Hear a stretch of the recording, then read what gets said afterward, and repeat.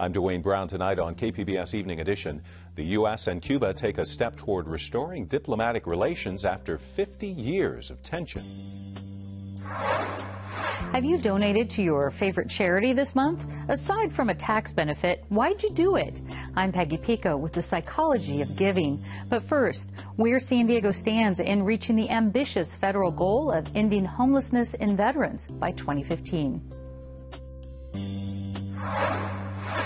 Also tonight, we'll see how San Diego students are breaking down creative boundaries by using computer programming to make art. KPBS Evening Edition starts right now.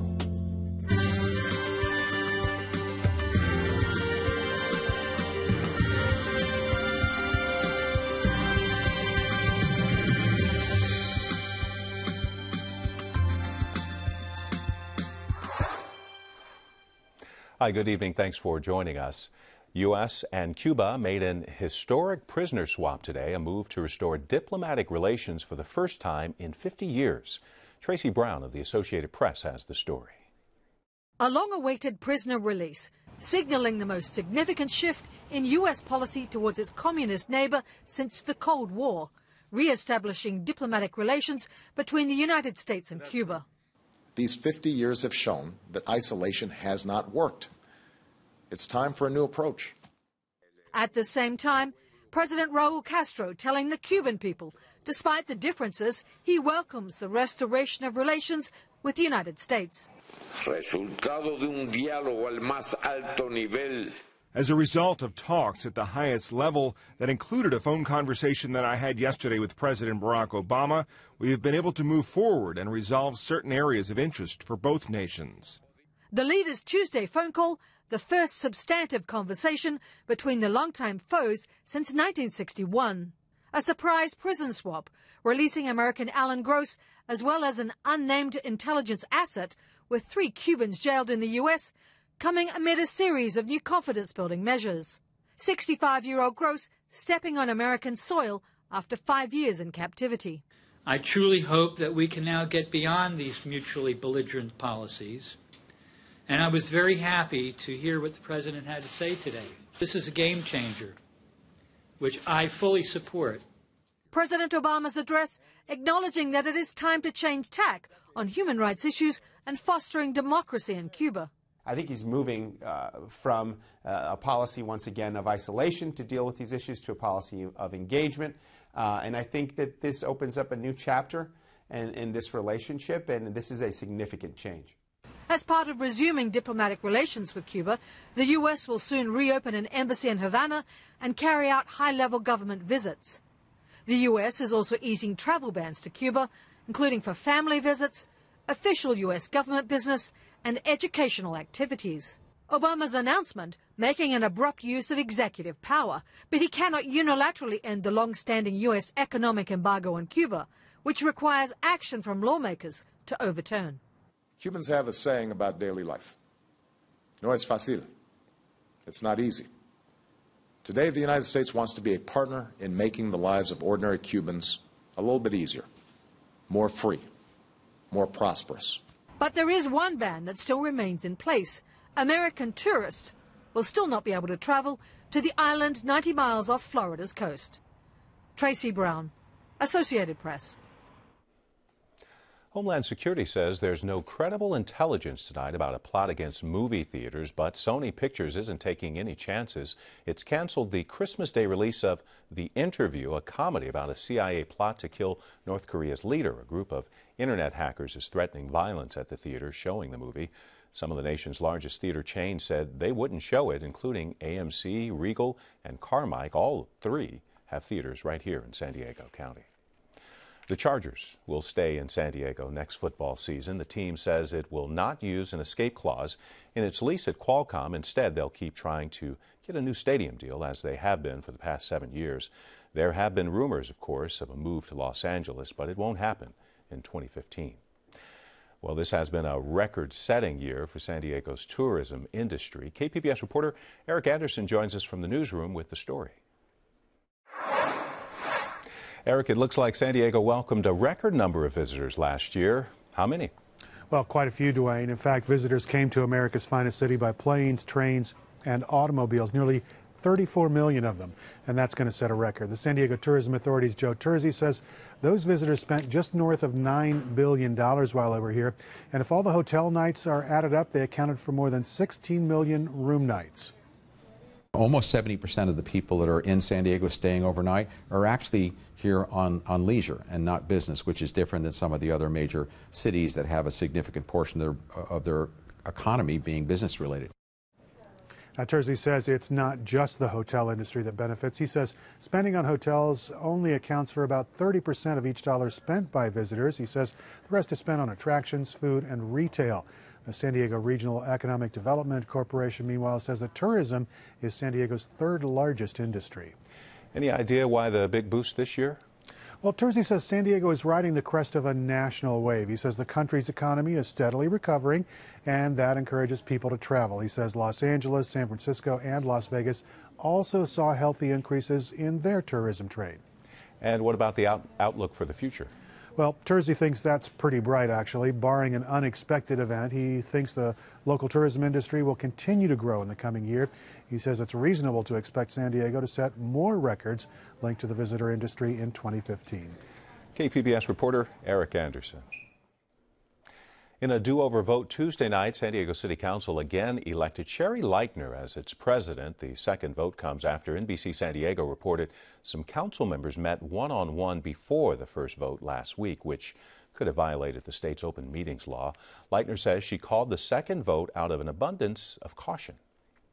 I want to set a tone right from the start of my tenure as council president that I am strongly committed to being open and transparent.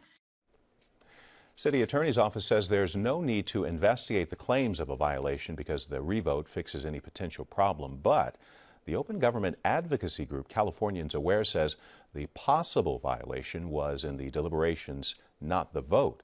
Leichtner says the city attorney will hold training for council members on the open meetings law. A federal deadline to end veteran homelessness by 2015 is fast approaching. Peggy Pico finds out where San Diego stands. The House Committee on Veterans Affairs took testimony this month on the status of homeless veterans. My guest, Phil Landis of Veterans Village, testified before that committee and joins us with an update on the situation in San Diego. And Phil, how many homeless veterans do we have here in San Diego, and who are they? Well, the number is somewhat of an open issue, but in the last point in time count, there were 1,300 or so. We see many more than that, but it's just too many. And who are these people? Are they post 9/11 veterans? Are they men, women, families? All the above. And the important thing here to remember is that these are not just statistics. These are men and women and children, just like your neighbors, just like the folks that you go to church and you sit next to in the pew. These are, real human beings with enormous challenges. Nationally, veteran homelessness has decreased by 33% since the 2009 initiative that was trying to get the number down to zero by 2015, by the end of 2015. How does San Diego compare as far as, have we decreased in veterans numbers here being on the streets? That's a great question. Actually, San Diego is a bit of an anomaly on a national scene. Our veteran count has decreased slightly, but not anywhere near a third. And we think that's because so many of the post 9/11 veterans choose to come back to San Diego and stay here, because that cohort is growing enormously, and it's represented in the homeless population as well. In general, but specifically here in San Diego, I hear that. What are some of the major barriers then in San Diego, in our area, of these men and women getting the help that they need? Well, first, there's a lot of outreach to this group of men and women. I think most of the barriers are self-inflicted because the resources and the tools are here, especially in San Diego, where we do an exceptionally good job of reaching out to our veterans and to our homeless veterans as well. Our task is to go find them. Don't have the expectation that they're going to find us and walk in the door. We do the outreach, find these men and women that have difficulties, bring them in, provide them the services. And I've heard you say that it's more than just providing a home. These men and women have other issues that need to be dealt with as well. Well, and that's what's critical here, is that you have to recognize all of the issues that these men and women are facing. I'll give you some examples quickly. At Veterans Village, by the time somebody reaches us, Our population has two-thirds of these men and women have diagnosable chronic mental illness by the time they reach us. Two-thirds. 70% have already been incarcerated. Of the post-9/11 generation, the percentage of incarceration is even higher. It's 85%. And if you are a woman and you are a veteran and you are homeless, I guarantee you that by the time that you stumble into our treatment center, layered on top of all these other challenges, you've got military sexual trauma issues as well. It's very complex. So specifically, how does Veterans Village help these men and women? Well, for about 15 years, we've had one of the finest long-term residential treatment programs in America. We have had it before that, but it's really, really good today. You come into our treatment program and we bring you into our family. The first thing we do is that we give you a place to live, and then we layer treatment on top of that. So it's really housing plus. What is the city and the state doing to help? I know you've received funds from the federal government because of this initiative. Is the city and state doing things also to help the veterans here? Well, the city of San Diego, again, is putting a remarkable effort and lots of money behind providing shelter for veterans and for the homeless population in general, but specifically for veterans. And they're truly, this is a great feat that we're doing here, and I'm very pleased to see that. On a state basis, there is, if you recall, Proposition 41, providing funds so that we can go out and build permanent housing for veterans, and Veterans Village is in the process of doing some of that right now. Do you feel that it's realistic to say that we can end homelessness with veterans? No. I wish that I could. It is an unrealistic expectation when you say end almost anything. We're doing is that we are putting, enormous resources and energy into helping people get off the street. Are you going to end it? I wish we could. I think that the program now is talking about reaching down to a core level, whatever that means. And it used to be ending it all, but the reality is you're not going to do that. But you're certainly making strides in helping. Phil Landis, thank you so much and happy holidays to you. Oh, thank you so much. It's an honor to be here. We've had quite a bit of rain here in California the last few days, but how much do we really need to end the drought? NASA says 11 trillion gallons. The space agency also released a grim picture of water in the Sierra Nevada snowpack. It was only half of previous estimates and the worst it's been since 1977. Of course, San Diego mountains did get a little bit of snow, but it melted pretty quickly. This is a webcam shot from Mount Laguna. Lots more snow, though, in Big Bear. This is Snow Summit Ski Resort. Look at that.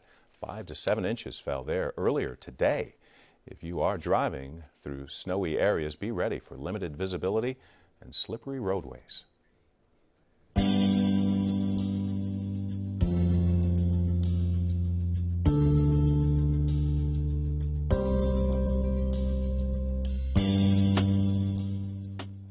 If you still don't have health insurance, Covered California is extending its deadline until December 21st.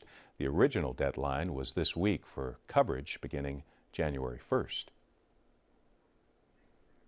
So this year we did some planning around having what we call storefronts. We plan to have about 200 of those, and we're so excited. We actually have over 300 agent and community storefronts where consumers can go to a stationary location, bring their information, get assistance with their enrollment, and we're really looking forward to the effectiveness of that particular enrollment effort this year. More than 144,000 people have enrolled so far. Just 2 weeks before California begins giving driver's licenses to folks in the country illegally, there's a lawsuit over databases of those licenses. Immigrant advocates filed the suit. They want to know how federal agents access the information and use it. They're worried the databases could be used to track people for deportation. Federal agents aren't commenting on the suit. Federal regulators are suing Sprint, accusing the company of illegally charging wireless customers billions of dollars for services they didn't order. It's called cramming, and the suit says Sprint let third-party companies add charges to cell phone bills for things like ringtones and text messages. The suit says Sprint got up to 40% of the money from those charges. The company denies the claims and is inviting customers to contact them if they felt they were wrongly charged. The charitable giving season is in full swing, and early estimates find more people are opening up their wallets this year. Peggy Pico takes a look at the psychology of giving. This year's Giving Tuesday resulted in more than $45 million of charitable donation. That is a 240% increase over last year, according to a preliminary report by the Case Foundation. Here with more on the motivation of giving is University of San Diego professor of psychology, James Wyant. James, not many, I should say a lot of nonprofits receive the bulk of their donations during this season. Why is it so popular to give during the holidays? Well, I think it's a number of reasons. I think one is that there's an expectation that this is the time for giving. In literature, and Charles Dickens 150 years ago, when he was writing about Ebenezer Scrooge, two of the people that visited him right away were asking for money. So I think people expect that that's going to happen. I think also people are kind of in the habit of giving. They're buying presents for their families and friends, and so they're kind of in a generous mood. And maybe, just maybe, they have a little extra money at the end of the year. That's possible. But I think it's mainly the expectation. Okay, and there's the tax benefits, of course, we know about that. There's the tax benefits too. You can get that through the year. Yeah. I understand there's some research that actually says that people who give are happier. Mm-hmm. There is. There's even, people do this functional MRIs and everything, but what's been found is the areas of the brain that are activated when people are giving are the same areas that are activated when people are feeling pleasure or reward. So not only do they report feeling better, but there's more concrete evidence that they feel better for it. That they're actually getting some physical and emotional benefits from being a helper or from giving. Let's talk about marketing to these feelings. Are there certain strategies that seem to be more effective when reaching out to a potential donor or giver? Yeah, I think it depends somewhat on the income level of the potential donee, but if there's a campaign that's very broad and you're asking people of even modest means, I think a very important thing is to make them not feel that they're not being generous if they're not giving a lot of money. I've done some research on, I call it getting more by asking for less, that if you ask for a generous contribution, you might actually get less people donating. I think there's two decisions that are made, like whether to donate and then also how much. And if you intimate that only large donations are appropriate, then you're losing on that first question. And I think a lot of people have in mind how much they're going to give anyhow. So they just have a rule like, oh, I give $5 in this situation, or I give $25 in this situation. They've already made up their mind. Yeah. How much depends on that message, either targeting to the individual or the group? Does that make any difference? Well, I think it's pretty critical. I think that what you say to somebody, you want to make them feel good. You want them to feel good about themselves. Some of it is empathy. They really are concerned about other people, but some of it is self-interest too. They want to feel good not only about not only want to make the other people feel good, but they want to feel good about themselves. So you want to make them feel generous. Somebody was asking me in the green room, like he was saying that it's very important to follow up and to thank people, and I agree with that. That thanking people is really important. It's a very simple thing to do, but it makes them feel good, makes them feel special. So we've got the physical side of it, that you're going to feel good, and also this sense of being thanked for your good deeds. You know, let's face it, people put, a hospital wing with their name on it, and these the donations. People want to be recognized. Is that a bad thing? I don't think that's a bad thing, and a lot of charitable giving is a very public thing. The research shows that the more public it is, the more people know about it, the more likely it is that they're going to give.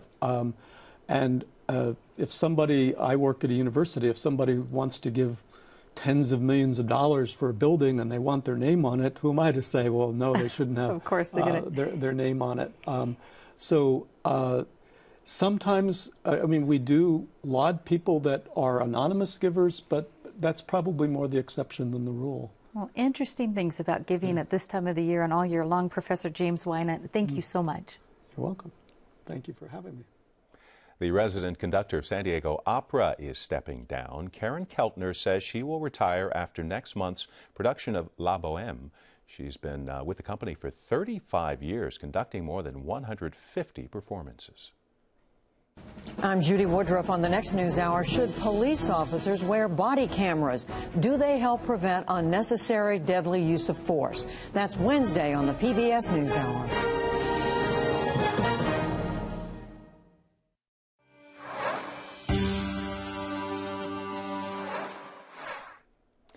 Programming computers to make art is cutting edge for both computer programming and art. KPBS education reporter Matt Bowler says students at High Tech High Media Arts Center walk right up to that edge and try to push past it.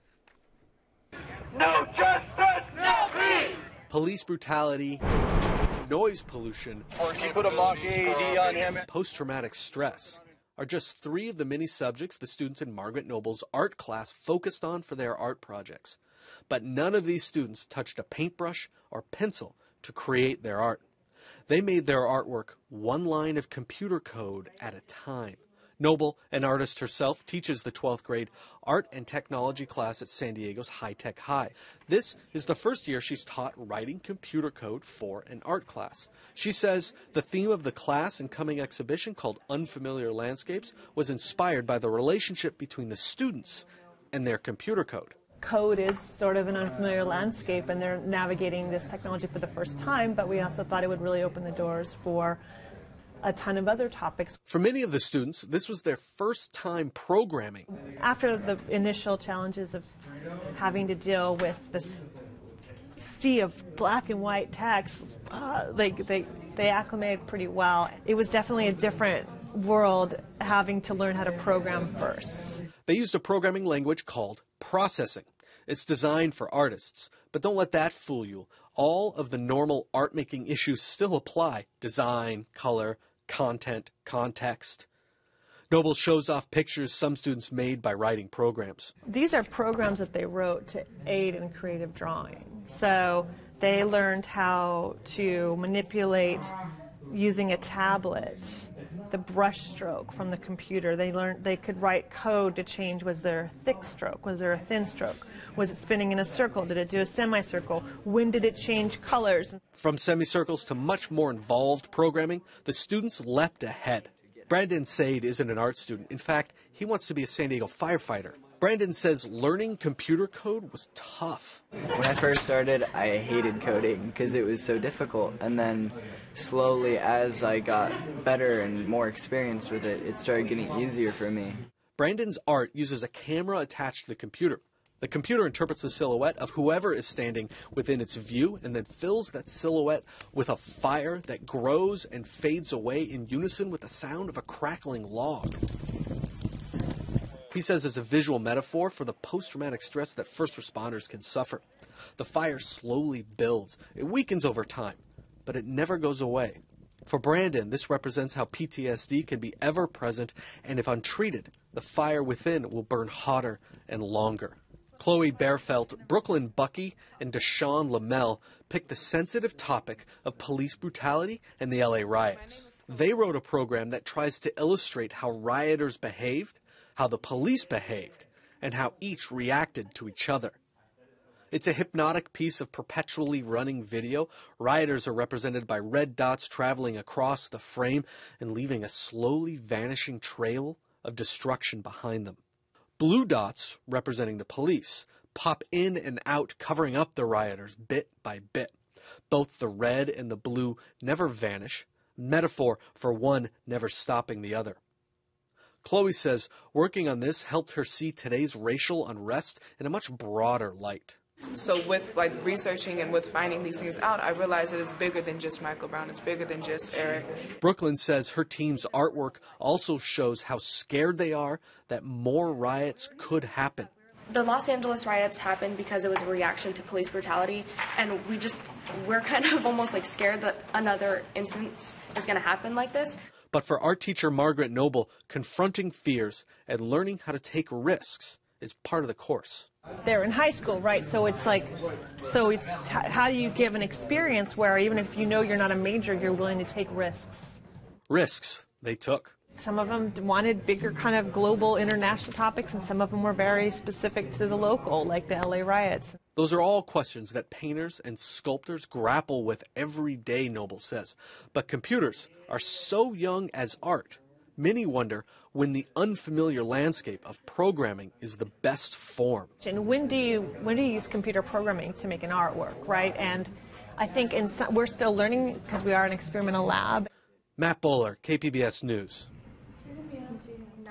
Pretty neat. The exhibition Unfamiliar Landscapes is open tomorrow from 5 to 8 at the school's Media Arts Center in Point Loma. It is free to the public. Well, it looks like most of the county will get a few days to dry out. Clouds, but no rain in the coastal forecast as we head into the weekend. Temperatures along the beaches in the mid-60s. Low to mid-60s for the inland valleys with a mix of sun and clouds over the next few days. There is a chance of showers for the mountain areas tomorrow and Saturday, 40s to low 50s temperature-wise. Mostly sunny in the desert, temperatures in the upper 60s. You can find tonight's stories on our website, kpbs.org/evening edition. Thanks for joining us. Have a great night.